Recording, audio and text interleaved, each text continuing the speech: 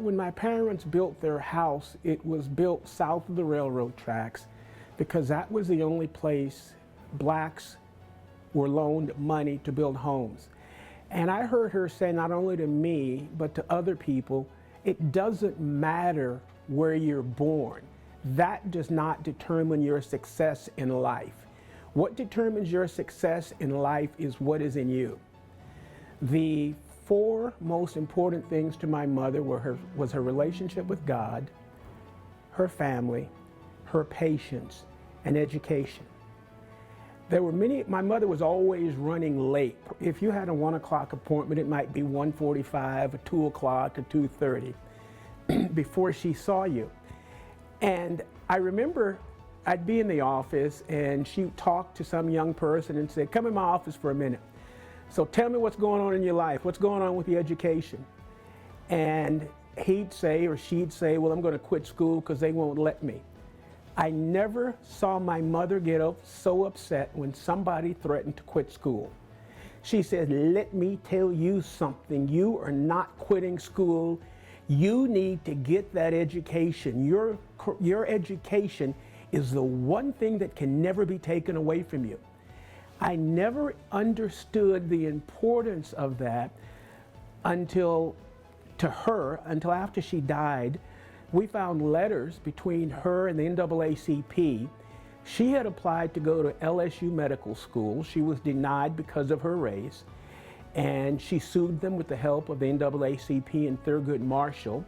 She ended up going to Meharry. I found out from her brother, my uncle, that her parents got death threats because she had applied to go to LSU Med School.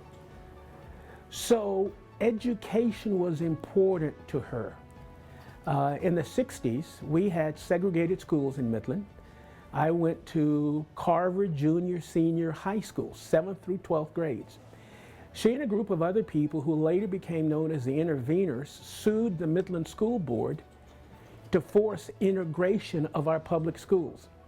Now that was tough on my father because he was a school teacher in the public schools, but that case went all the way to the Supreme Court and they won, which forced integration of the public schools here. So I was one of the first blacks that was bunched to what at that time was Edison, which was now Midland Freshman. So education was that important to her that she was willing to risk it, not only for herself, but for all the kids of Midland.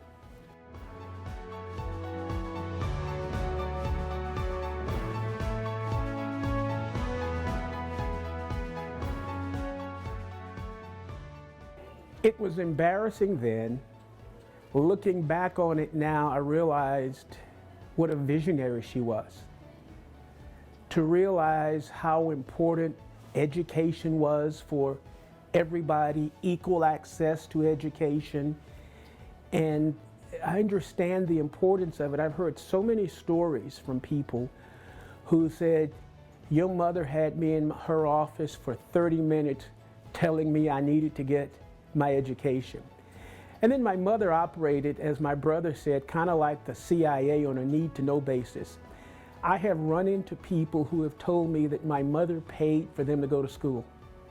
She paid for their college. She got them interviews, scholarships, and they have passed that on.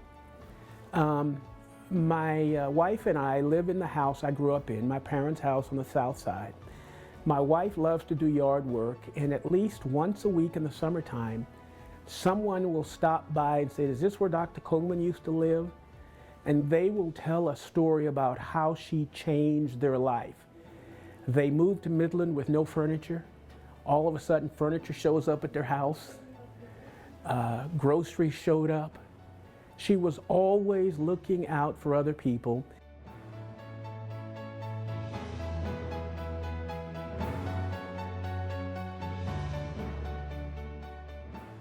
Let me tell you a story, a personal story about my mother. When I was in 4th or 5th grade, I wrote a paper for school and I got a B on it.